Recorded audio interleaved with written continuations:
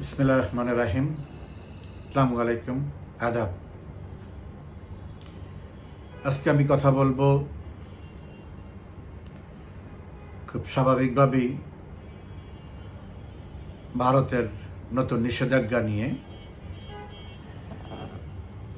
তার পূর্বে ছোট করে দুটো জিনিস আপনাদের সামনে আনতে চাচ্ছি। সেটা হচ্ছে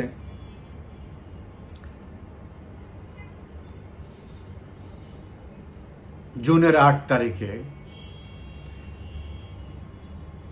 ইউনূস সওদাগর ফ্রান্সে যাওয়ার কথা ছিল একটা সম্মেলনে যোগ দেওয়ার জন্য, কিন্তু সেই সম্মেলনে সেই ফ্রান্স যাত্রা সে বাতিল করেছে। কেন বাতিল করেছে? কারণ ইউনূস চেয়েছিল ফ্রান্সের প্রেসিডেন্ট ইমানুয়েল ম্যাক্রোর সাথে সাইড লাইনে একটা বৈঠক করার জন্য,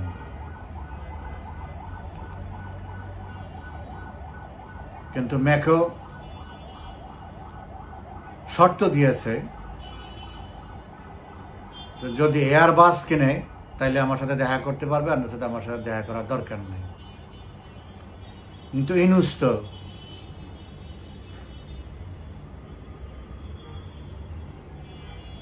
এয়ারবাস কেনা ক্যান্সেল করে আমেরিকার বোয়িংকে ইতিমধ্যে কথা দিয়ে ফেলছে, কারণ সে তো মুসলেখা দিয়ে আসছে, আমেরিকা যা বলবে সে তাই শুনবে। সো ইমানুয়েল ম্যাক্রন বলছে না, না বলাতে এখন আর ফ্রান্স যাচ্ছে না। এখন এই পর্যায়ে তার অবস্থানে সে দাঁড়িয়েছে। আপনারা জানেন যে আজকে দুদক থেকে মাননীয় প্রধানমন্ত্রীর বিরুদ্ধে যেই ভুয়া একটা মামলা করেছিল ১/১১ ফখরুদ্দিন মঈনুদ্দিন সরকার, বার্জ মাউন্টেড একটা বিদ্যুৎ প্রকল্প নিয়ে,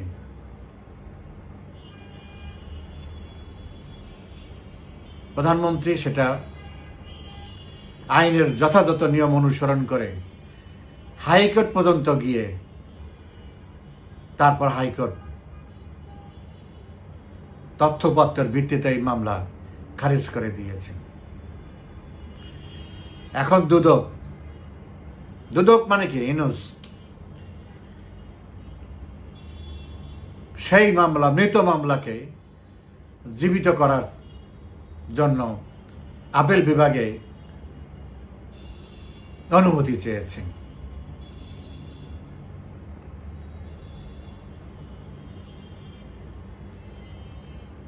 এদের কাজ হলো যে দুদক আরেকটা কাজ করেছে,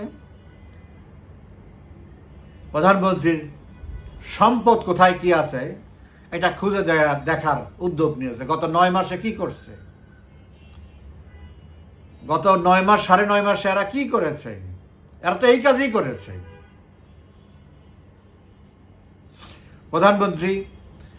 প্রধানমন্ত্রী পরিবার, আওয়ামী লীগের শীর্ষ নেতারা কার কোথায় কি আছে না আছে, বিশেষ করে প্রধানমন্ত্রীর পরিবার, এই কাজই তো গত ৯ মাস তারা করেছে। এবং যত মিথ্যা প্রচারণা করেছে সবগুলি মিথ্যাই প্রমাণিত হয়েছে। এখন আবার যখন এই করিডোর নিয়ে, আরাকান নিয়ে, চট্টগ্রাম বন্দর নিয়ে, সেন্ট মার্টিন নিয়ে জনগণের মধ্যে বিস্ফোরণ সৃষ্টি হয়েছে, নিজের দলের মধ্যে অংশীজনের মধ্যে যখন মতপার্থক্য শুরু হয়েছে, তখন সেখান থেকে মানুষের দৃষ্টি ভিন্ন দিকে নেয়ার জন্যে আবার ওই পুরনো কাহিনী সামনে নিয়ে আসে। তো আপিলের ডিভিশন বলছে শুনবো, জুলাই মাসের 15 তারিখের তারিখ দিয়েছে। দেখা যাক, জুলাই মাসের 15 তারিখে আসতে তো এখনো 2 মাস। এই 2 মাসে কে কোথায় থাকে সেটাই এখন দেখার বিষয়। আপনারা জানেন যে আজকে ঢাকা শহর ছিল জয় বাংলা, জয় বঙ্গবন্ধু, শেখ হাসিনা আসবে, বাংলাদেশ কাঁপবে, স্লোগানে স্লোগানে মুখরিত ঢাকার রাজপথ। আমি যতটুকু শুনেছি এখন পর্যন্ত 14টি জায়গায় মিছিল হয়েছে এবং সবগুলো বড় বড় মিছিল হয়েছে, মোটামুটি মাঝারি সাইজের মিছিল হয়েছে। মিছিল শুরু হয়েছে, এই মিছিল থামবে না। সেজন্যই বললাম 15 জুলাই অনেক দেরি, এর মধ্যে কে কোথায় থাকে সেটাই দেখার বিষয়। আপনারা জানেন গতকাল ভারত সরকার বাংলাদেশের উপরে একটা স্যাংশন দিয়েছে এবং সেটা আপনারা ইতিমধ্যেই জেনেছেন। বাংলাদেশ থেকে যে পণ্য, প্রায় 8টার মতো পণ্য,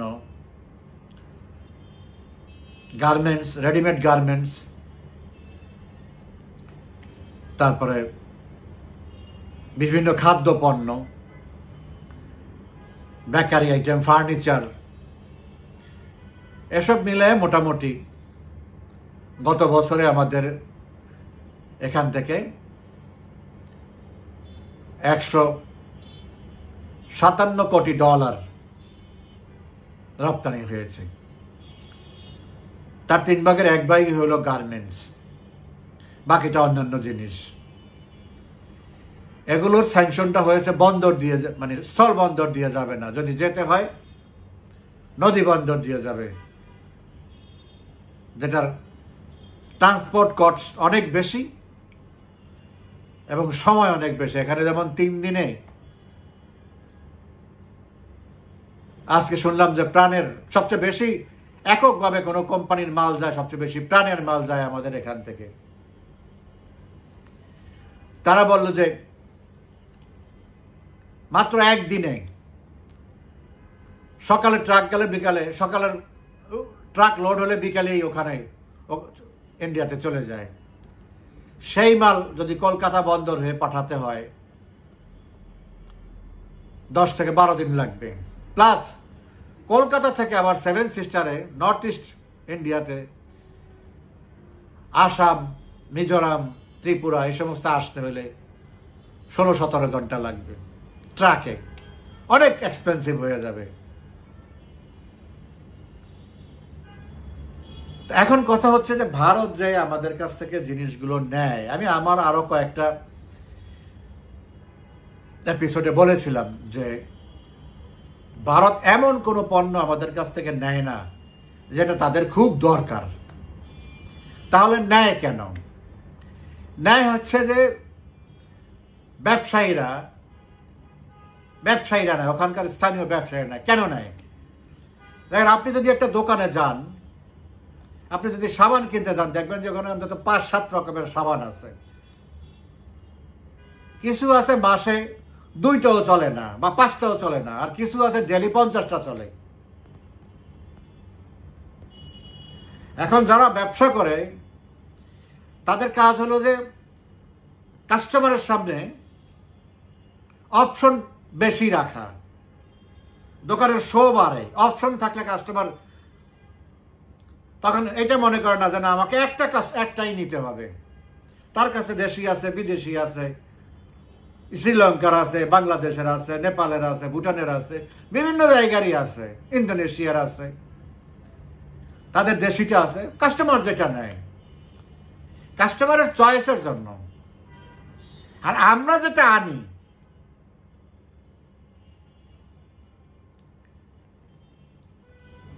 ,95% উপরে হলো আমরা বাধ্যতামূলক আনি। আমরা পাঠাই 157 কোটি ডলার, আর আমরা আনি 900 কোটি ডলার, মানে 9 বিলিয়ন। তা আমরা কি আনি?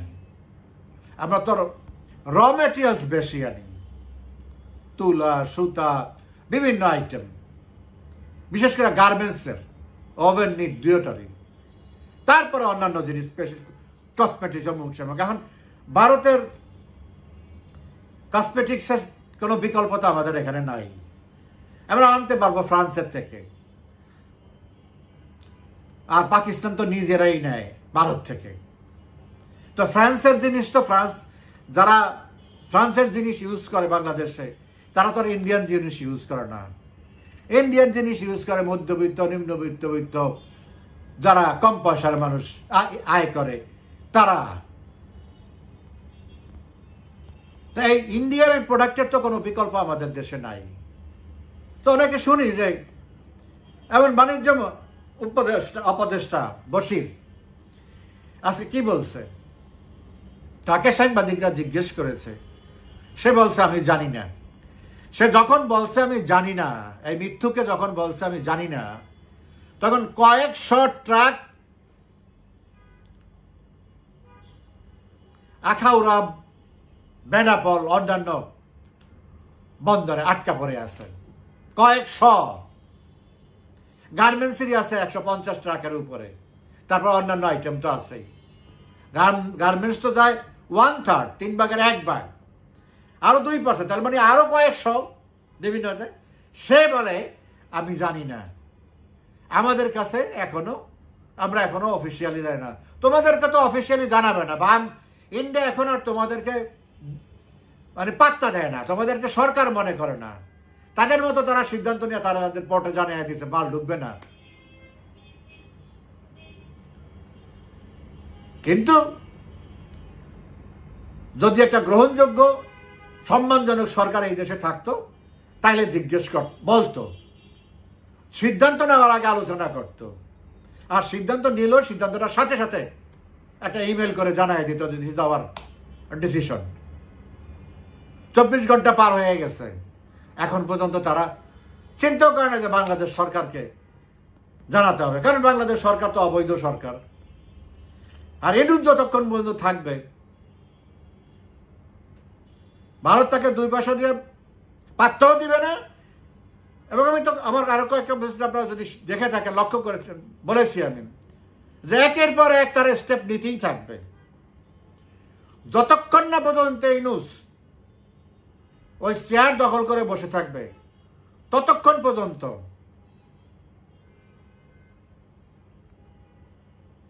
ভারত তার বিরুদ্ধে যা যা করার দরকার, তার মানে এই না যে খুব ড্রাস্টিক্যালি তাকে হিট করবে, তাহলে বাংলাদেশের মানুষের ক্ষতি হওয়ার সম্ভাবনা বেশি।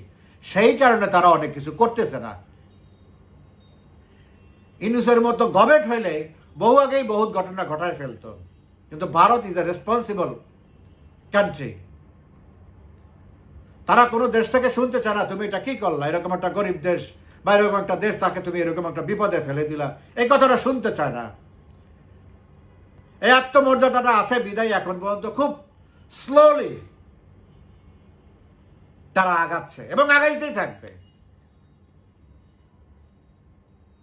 এখন ইউনূস তো বুঝতেছে, কিন্তু ভান করতেছে। ওর পাশ থেকে চায়না সরে গেছে,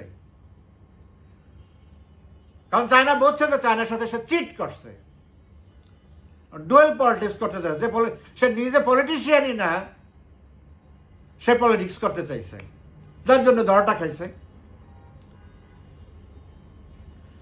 চায়নার লাস্ট কথা ছিল এই অ্যাম্বাসেডার ওয়েন স্পষ্ট করে বলছে তারা বিদেশি শক্তির হস্তক্ষেপ এখানে চায় না, দেখতে চায় না, স্পষ্ট। তারপর থেকেই এটা বলেই চায়না দৃষ্টান্ত দিছে। তো এখন যে ইন্ডিয়া যে কাজটা করলো, তারা তো এখন পর্যন্ত স্বীকারই করতেছে না যে এটা করছে, অথচ আমাদের ড্যামেজ তো শুরু হয়ে গেছে।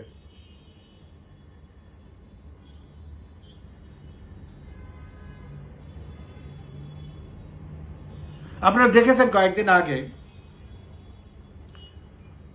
তিস্তা প্রহার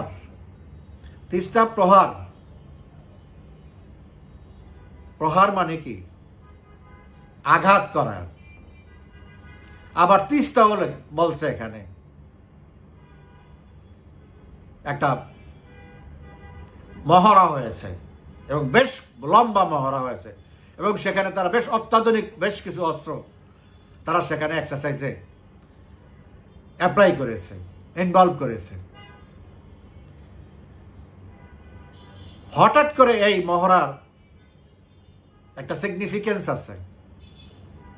এমনি এমনি একটা মহড়া করে না, ওইটার একটা সুদূর প্রসারী পরিকল্পনার আওতায় এই ধরনের কাজ করে। যেমন পাকিস্তানে অ্যাটাক করার ঠিক কয়েকদিন আগেই তারা দুইটা মহড়া করছে, একটা আরব সাগরে আর একটা রাজস্থানের ওইদিকে।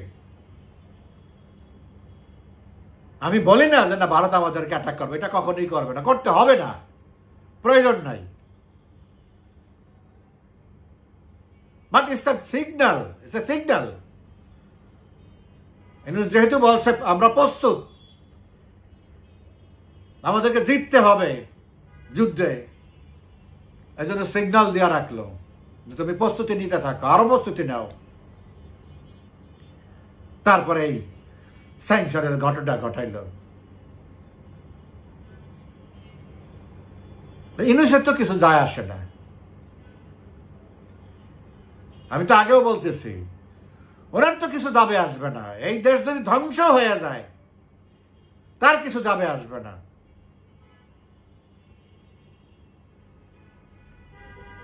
কারণ এই দেশের প্রতি, এদেশের মানুষের প্রতি সামান্যতম কোনো মায়া মমতা, কোনো শ্রদ্ধাবোধ, কোনো কৃতজ্ঞতাবোধ এই অকৃতজ্ঞ লোকটার নাই। এর সবকিছু হইল আমেরিকার জন্য।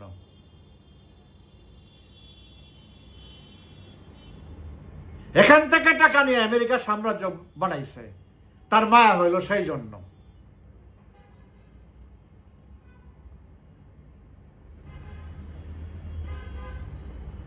তো যাই হোক, মোট কথা হলো ইউনূসের কারণে এদেশের 18 কোটি মানুষকে বেশ কিছু ভোগান্তিতে পড়তে হবে, যা ইতিমধ্যেই দেখেছেন। বিশেষ করে অর্থনৈতিক ভোগান্তি। অনেকে মনে করতে পারে যে এটা তো সরকারের ক্ষতি না। হ্যাঁ,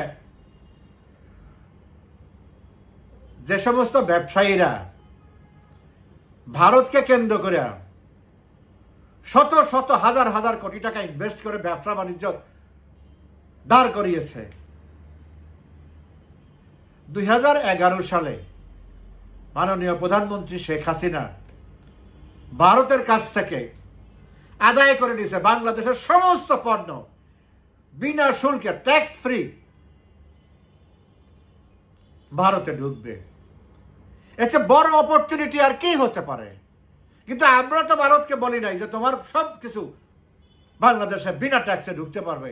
এটা তো আমরা দেই নাই, এটা তো শেখ হাসিনা দেয় নাই। এটা তো রেসিপ্রোকাল হতে পারতো। আজকে যেমন ট্রাম্প কি বলতেছে, তুমি আমার উপর ট্যাক্স বসাইছো, যা আমি তোমার উপর তাই ট্যাক্স বসাবো। ভারতে তো বলতে পারতো, বলছো, কিন্তু শেখ হাসিনা সেটা মানে নাই, তাকে কনভিন্স করছে। কেন আমি বারবার বলি যে ভারতের সাথে আমাদের যে কোনো স্বার্থ আদায় করতে হবে। কি দিয়ে? বন্ধুত্ব দিয়ে, সম্পর্ক দিয়ে, ভালোবাসা দিয়ে, শ্রদ্ধা দিয়ে। জোর করে তো তার কাছে আমি এক ফোঁটা পানিও পাবো না। আমরা দাঁড়ায় দাঁড়ায় নয়া পল্টনে প্রেস ক্লাবের সামনে বক্তৃতাই দিতে পারবো, কিন্তু এক ফোঁটা পানিও আমরা পাবো না ভারত থেকে। না দিলে কিচ্ছু করার নাই। পৃথিবীর কেউ এসে আমাদের সামনে পাশে দাঁড়ায় বলবে না যে ভারত তুমি দাও, নাইলে তোমার আমি এই পারমাণবিক বোমা বসাবো। সো আপনাকে ভারত থেকে আনতে হবে। ভারত আপনার কাছে খুব বেশি কিছু চায় না, চাওয়ার মতো তেমন কিছু নাই। যেটা বলছিল সেটার বিকল্প ব্যবস্থা তারা অলরেডি শুরু করে দিয়েছে। এই চিকেন নেকের ট্রানজিট দেওয়ার এটা নিয়ে বহুত গলাবাজি করছেন, তো যারা করছে আর কি তাদেরকে বলতেছি, ওরা এখন এটা ডাইভার্ট করে অন্য রাস্তা নিয়ে যাচ্ছে। দরকার নাই ভারত বাংলাদেশে ঢোকার। মানে আমাদের দেশে বলে না, খুদ খায় পেট নষ্ট করার দরকার নাই। তো এইটুক করে আমার বদনামি কামাই করার কোনো দরকার নেই। বাদ দাও বাংলাদেশের ব্যাপার।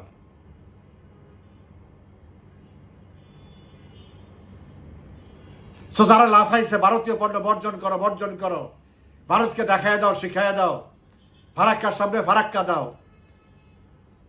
তিস্তা ইয়া করো, বাঁধ তৈরি করো, কত লাফাইছে না? তো তারা এই যে আমাদের পণ্যগুলি এখন ভারতে যে যাওয়া বন্ধ হয়ে যাচ্ছে, এগুলি পাকিস্তানে পাঠাক, পাকিস্তান কিনুক। ও ভাত খেতে পারবে না কয়দিন পরে, মাল কাপড় কিনবো তো দূরের কথা, আগে তো পেট, ও তো পেটের ক্ষুধাই মিটাইতে পারবে না কয়েকদিনের মধ্যে। সব বাস্তবতাকে মেনে নিতে হবে।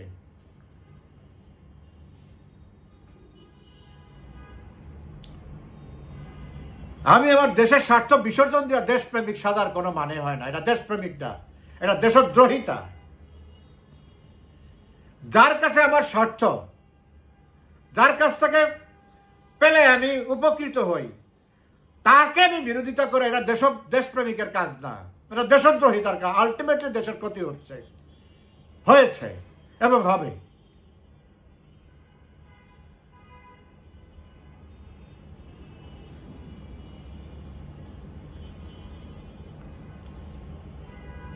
যাই হোক, আশা করি পরিস্থিতি এরকম থাকবে না। It will be turned around very soon, ইনশাআল্লাহ। সব দিক দিয়ে কাজ শুরু হয়ে গেছে। রাজনৈতিকভাবে আপনারা কিছুটা হয়তো তাপ অনুভব করতে পারতেছেন, ডিপ্লোম্যাটিক ভাবেও সেইভাবে আগাচ্ছে। ইউনূসের রাজনৈতিক আয়ু আর বেশি নাই, সেই সময় ঘনিয়ে আসতেছে। ভারত আজ যা করতেছে এটা কোনো পার্মানেন্ট বিষয় না, এটা হলো ইউনূস কেন্দ্রিক বিষয়।